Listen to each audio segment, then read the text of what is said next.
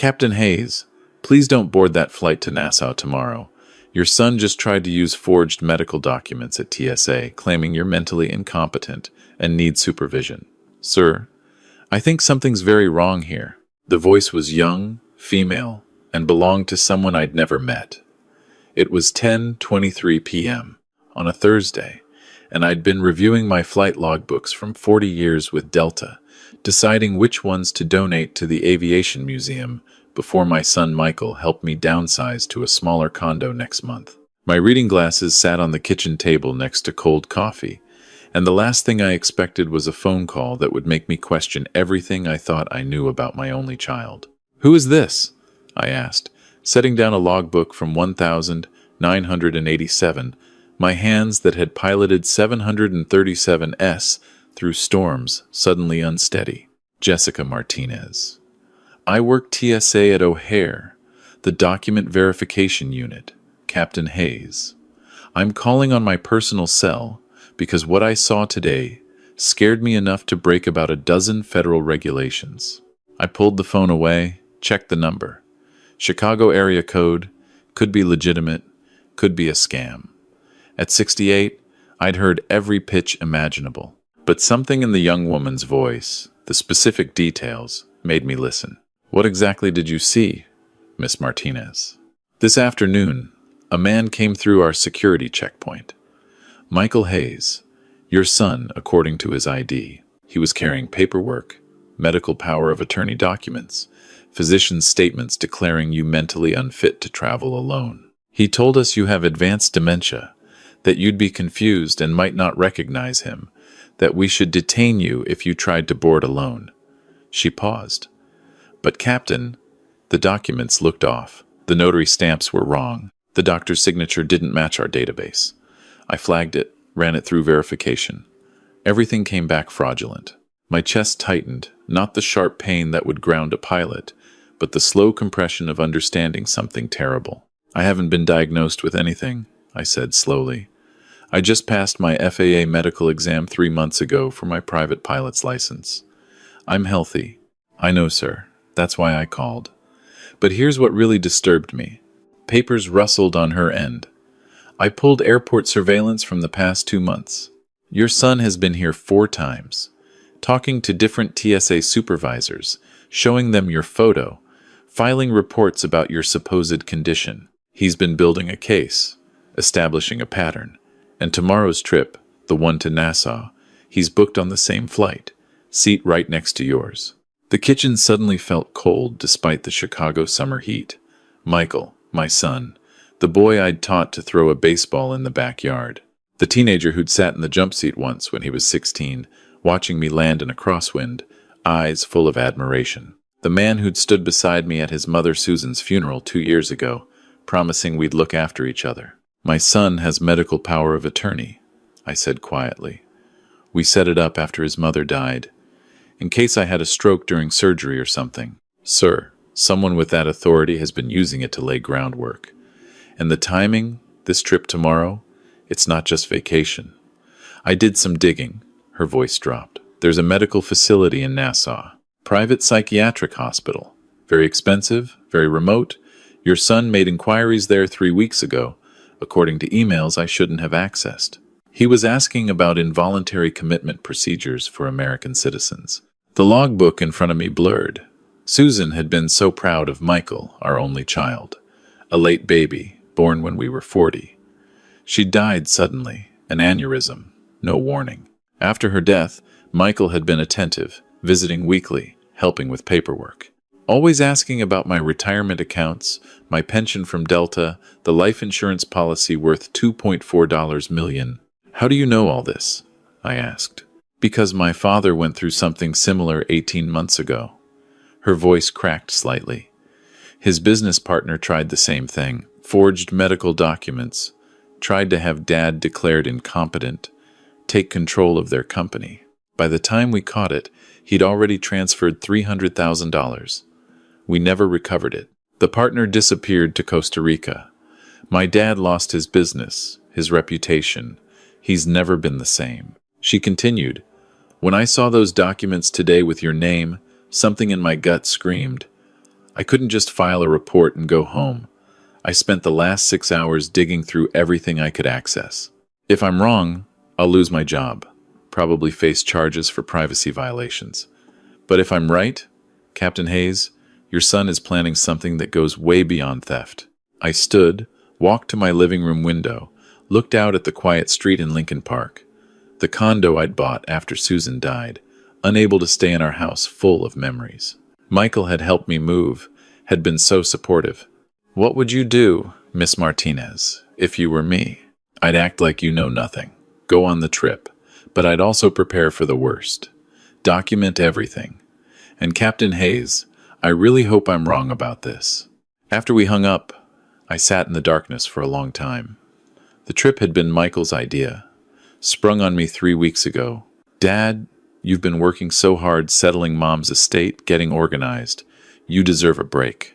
Let me and Elena treat you to the Bahamas. You always talked about retiring there. Elena, his fiancée of 6 months. I'd met her twice, maybe 3 times.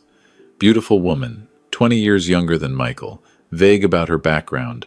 She worked in consulting or event planning, depending on which conversation you caught. They lived in a high-rise in the Loop that seemed far too expensive for what Michael did. He called himself a financial advisor, but I'd never quite understood his business. I'd noticed things over the past year, though I'd convinced myself I was being paranoid.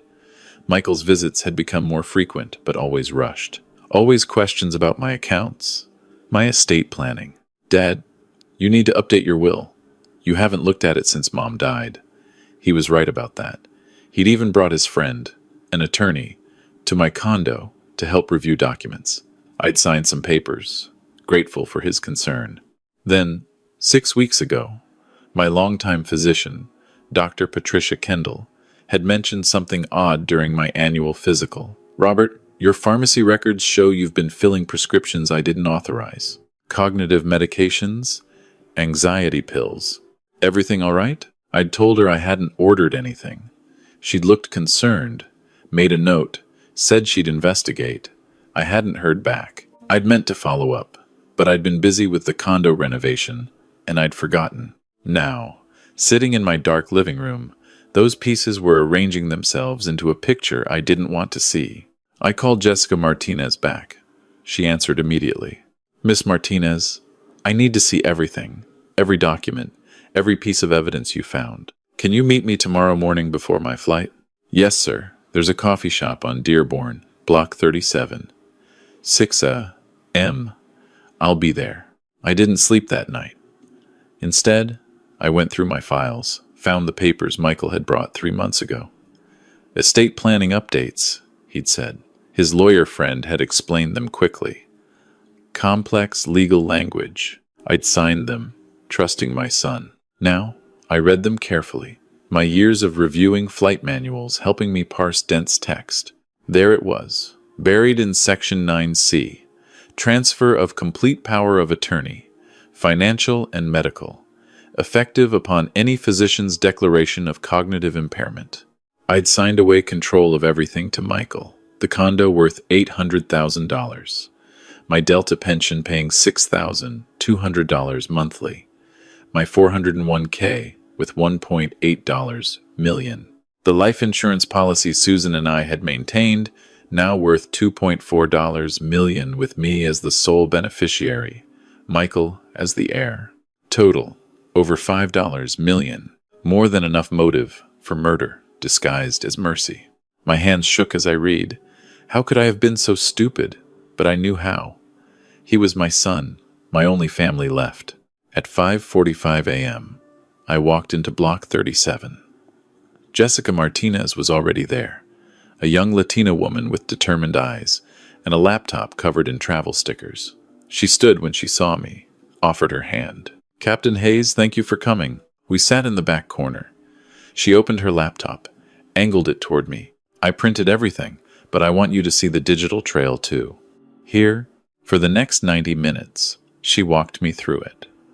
The forged medical documents, progressively more sophisticated over 3 months. The psychiatric facility in Nassau, Serenity Bay, where a bed was reserved under my name starting tomorrow, cost $15,000 per week.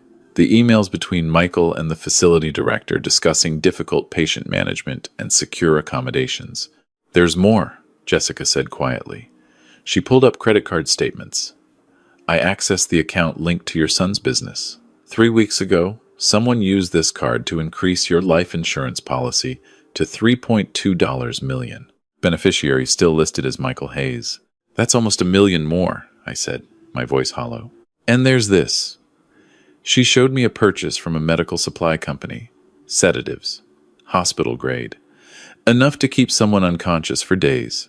Shipped to your son's address 2 weeks ago. I pushed my coffee away, untouched.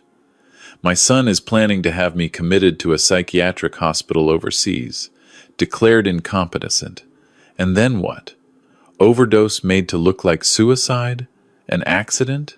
Jessica nodded, tears in her eyes. I think so. I'm so sorry. I looked at this young woman who'd risked her career to warn a stranger. Why did you do this? You could have just filed a standard report. She was quiet for a moment, because nobody believed my father. By the time anyone took it seriously, he'd lost everything. His business, his savings, his health. He's 62 and working as a night security guard now because his credit is destroyed. She looked up. I saw your file, Captain Hayes. You flew for 40 years. You saved lives. You don't deserve this. Nobody does. I reached across the table, gripped her hand. Thank you, Jessica. Truly. What are you going to do? I sat back, my mind calculating like it used to in the cockpit when weather turned bad. I'm going to Nassau. Sir, I'm going to Nassau, I repeated, but not the way Michael planned. I pulled out my phone. First call went to Dr. Kendall. She answered immediately, concerned. Robert, what's wrong? I told her everything. Watched her face change from confusion to fury. He forged my prescriptions? Robert, that's a felony. We need to report this immediately. Not yet, Patricia. I need your help first. I need a complete medical evaluation. Cognitive tests, psychiatric assessment, everything. Documented proof that I'm of sound mind. Can you do it today? She understood instantly. You're building a case. Robert, this is dangerous. I know, but I'm not dying in the Bahamas, Patricia. I'm ending this my way. Dr. Kendall cleared her schedule. By 2 p.m., I had a complete neurological workup, cognitive scores in the superior range for my age, psychiatric evaluation confirming no signs of dementia, incompetence, or diminished capacity. Everything notarized, dated, unimpeachable. Second call went to my attorney, David Walsh. 30 years he'd handled my affairs. Robert, the documents Michael had you sign are legally binding unless we can prove fraud or duress. We can prove it, David. I have evidence. Bring me everything. I'll file emergency motions to revoke the power of attorney. But Robert, this takes time. Weeks, maybe months. I don't have months. I have 24 hours. You're still going? Absolutely. My third call was harder. Tom Bradley, retired FBI, now private investigator. We'd met 20 years ago when he'd flown standby on one of my flights, and we'd bonded over bourbon in the cockpit jump seat during a maintenance delay. Jesus, Robert. Your own son? I need help, Tom. Someone in Nassau watching my back. Someone who can intervene if things go sideways. You're using yourself as bait. I'm protecting myself. There's a difference. Tom was quiet, then sighed. I know a guy in Nassau, former Scotland Yard, runs security for resorts. Discreet. I'll make the call. But Robert, this is dangerous as hell. I've flown through typhoons, Tom. I can handle my son. The next morning, Michael picked me up, all smiles. Dad, you ready for paradise? I hugged him, memorized how it felt. This might be the last time I embraced my son before everything fell apart. Excited, I said. Haven't been to Nassau since your mother and I went for our 30th anniversary. Elena waited in the car, perfectly made up, designer sunglasses. Captain Hayes, so wonderful to do this together. At O'Hare, I spotted Jessica Martinez at the TSA checkpoint. She gave me the slightest nod. Everything was documented. Every move Michael made from here forward was being watched. Michael was attentive on the flight. Too attentive. Dad, you look tired. Did you sleep? Not much, I admitted. True enough. Here, take this. He handed me a small pill. Just Benadryl. Help you rest. I palmed it, pretended to swallow, tucked it into my pocket. Later, I'd give it to Tom's contact for analysis. The Nassau resort was beautiful. Luxury villa on a private beach. Michael and Elena had the main suite. They'd given me the guest room, ground floor, with a private entrance. Dad, you should rest, Michael said, showing me to my room. Elena and I will be at the pool. Dinner at 7 on the terrace. Just us. I unpacked slowly, checking the room. Found what I expected. Tiny cameras in the smoke detector, the clock radio, the bathroom mirror. Michael had been thorough. I smiled at them, waved, let him think I suspected nothing. My phone buzzed. Text from an unknown number. Villa adjacent, clear sightline. Name's Colin. Tom sent me. Touch your left ear if you need help. Right ear if you're okay. I stepped onto the balcony, stretched, casually touched my right ear. Dinner was grilled, fish and lies. Michael asked about my health, my condo plans, whether I'd updated my will recently. This is important, Dad, he said, reaching across the table. His palm was sweaty, making sure everything is organized. You know, just in case. In case what? In case anything happens. You're getting older. It's responsible to plan. I squeezed his hand, looked into his eyes, saw nothing familiar there. You're right. After this trip, let's sit down with David Walsh, review everything together. Something flickered across Michael's face. Fear? Anger? It vanished quickly. Sure, Dad. Whatever you want. That night, I didn't sleep. Sat in a chair facing the door, listening.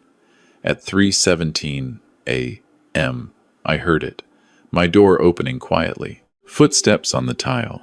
I kept my breathing even, eyes nearly closed, watching through my lashes. Michael stood in the doorway, holding a syringe. He stood there for a long time, staring at the pillows I'd arranged under the blanket to look like a sleeping body. Then he turned and left. I heard him crying softly in the hallway. The next morning, Elena suggested an activity. There's a wonderful diving excursion, Captain Hayes. They take you out to the blue holes. Beautiful formations. Very deep. Very deep. Perfect for an accident. Sounds wonderful, I said. We boarded a dive boat at 10 a.m. Small group. Just us and 2 other couples. The dive operator, a weathered Bahamian named Marcus, went through safety procedures. Michael paid careful attention, asking about depth limits, emergency protocols, decompression sickness. Elena handed me rental gear. The wetsuit might be a little big, Captain. They didn't have your exact size. Too big. Harder to swim in. More likely to slip off. Colin had texted me overnight with details. The dive site was 80 feet deep. Dangerous for older divers. Easy to make a panic incident look natural, especially if someone tampered with equipment. I checked my gear carefully. Found it. The O-ring on my air tank slightly loosened. Not enough to notice during safety check, but enough to fail under pressure at depth. Marcus, I called the operator over. Can you check this O-ring? Feels off. He examined it, face darkening. This is loose. Could have caused a catastrophic failure at depth. Who prepped this gear? Michael had gone pale. Must have been an accident. Good thing you checked, Dad. Good thing, I agreed. I asked Marcus for different equipment, double-checked everything myself. Years of aviation safety checks applied to scuba gear. The dive was beautiful. Massive blue holes, shafts of sunlight piercing the depths. I stayed close to Marcus, kept Michael in my peripheral vision. He kept looking at Elena, some kind of signal, but she shook her head slightly. Wrong opportunity, too many witnesses. Back on the boat, Michael was agitated, checking his phone constantly. That evening, he suggested a walk. Just you and me, Dad. Along the beach, like old times. I'd like that. We walked toward the deserted end of the resort property. The sun was setting, painting the water gold. It reminded me of a sunset I'd seen from 35,000 feet, flying over the Pacific with Susan in the jump seat, celebrating our 25th anniversary. Dad, I need to talk to you about something serious. Michael stopped, turned to face me. Behind him, the beach was empty, private, isolated. What is it, son? I'm worried about you. Your memory, your judgment. Elena noticed it too. You've been forgetting things, getting confused. We think you need help. What kind of help? There's a facility here. Serenity Bay. Very nice, very professional. They specialize in cognitive care for seniors. We could get you evaluated, just to be safe. I see. I pulled out my phone, showed him Dr. Kendall's evaluation from yesterday. Complete cognitive assessment, superior scores, no impairment whatsoever. His face went white. When did you do this? Yesterday, right after Jessica Martinez from TSA called me about the forged medical documents you tried to use. The ones claiming I have dementia. Michael stumbled backward. Dad, I can explain. Can you explain the psychiatric facility you've already reserved for me? The emails discussing involuntary commitment? The sedatives you bought? The loosened O-ring on my dive gear today? You don't understand. We're in debt. Elena's ex-husband is threatening us. We owe people. Dangerous people. And you're sitting on millions, Dad. Millions you'll leave to some charity when you die anyway. We're your family. We need this. We deserve this. So, you decided to speed things along? You're old. You've lived a good life. Mom's gone. You're alone anyway. What difference does it make if it's now or in 10 years? The worst part was, he believed it. He'd rationalized murder into mercy. Michael, when you were 7, you asked me why airplanes don't fall out of the sky. Remember? He nodded, tears streaming. I told you it's because pilots make thousands of small correct choices. Every flight, every decision. That's what separates a safe landing from a crash. Choices. I stepped closer. Your mother chose to fight for every day she had, even when she knew the aneurysm could happen any time. She chose love and presence, right up to the end. You chose something different. Dad, please. We can fix this. I'll get help. Just don't, what? Press charges? Colin emerged from behind a palm tree, no longer hiding. British accent, ex-military bearing. Captain Hayes, you all right? I'm fine, Colin. Thank you. Michael looked between us, understanding dawning. You set me up. I protected myself. There's a difference. I turned to Colin. Can you call the local authorities? I'll press charges. All of them. Fraud, attempted murder, everything. Michael collapsed to his knees. Elena came running from the villa, saw the scene, turned, and sprinted toward the parking lot. Colin made a call. She was detained at the airport 20 minutes later. The next 3 days were a blur of police statements, lawyer calls, evidence compilation. Jessica Martinez flew to Nassau on her own money, brought hard copies of everything from TSA. The Bahamian police were thorough, found the sedatives in Michael's luggage, the emails on his laptop, the increased life insurance policy, the reservation at Serenity Bay. The extradition to the U.S. took 2 months. The trial was 4 months after that. I sat in the federal courthouse in Chicago and listened to prosecutors lay out the evidence. Michael's lawyer tried to paint him as desperate, mentally unwell, manipulated by Elena. Elena's lawyer blamed Michael, said she'd been coerced. Neither story held up against the evidence. The jury took 5 hours. Conspiracy to commit murder, elder fraud, attempted kidnapping, insurance fraud. The judge was a woman in her 60s who looked at me with something like sympathy. Mr. Michael Hayes, you are sentenced to 12 years in federal prison. Miss Elena Rodriguez, you are sentenced to 8 years. Michael looked at me as they led him away, mouthed the word Dad, but no sound came out. I looked away. Outside the courthouse, Jessica Martinez was waiting. She'd used vacation days to fly out for the sentencing. Captain Hayes, how are you holding up? Honestly, I don't know. I sat on the courthouse steps, suddenly exhausted. He's my son, Jessica, my only child, and I just sent him to federal prison. She sat beside me. You didn't send him anywhere. He made his choices. You just refuse to die for them. Doesn't make it hurt less. No, she agreed. I guess it doesn't. We sat in silence, watching people stream in and out of the courthouse. My dad asked me to tell you something, Jessica said eventually. He said that choosing yourself over family expectations doesn't make you selfish. It makes you strong. And he's grateful that I got to help you, because maybe it made up a little for what happened to him. I looked at this young woman who'd risked everything. Your father raised a remarkable daughter, and Jessica, you saved my life. I owe you more than thanks. You don't owe me anything. I disagree. We exchanged information, promised to stay in touch. She flew back to Chicago. I drove to Lincoln Park. The next week, I called my attorney. David, I need to make some changes to my estate. Over the following days, I rewrote everything. First, I established the Susan Hayes Foundation for Elder Financial Protection, funded with $500,000, dedicated to helping elderly people avoid the kind of exploitation I'd nearly fallen victim to. Second, I set up a specific trust, $200,000 for Mr. Martinez, Jessica's father, to rebuild his business or retire comfortably, whichever he chose. Not as payment, but as recognition that his daughter's courage came from somewhere. Third, I endowed a scholarship at TSA for young officers pursuing careers in fraud prevention, named in Jessica's honor. $300,000, enough to fund 10 students per year for a decade.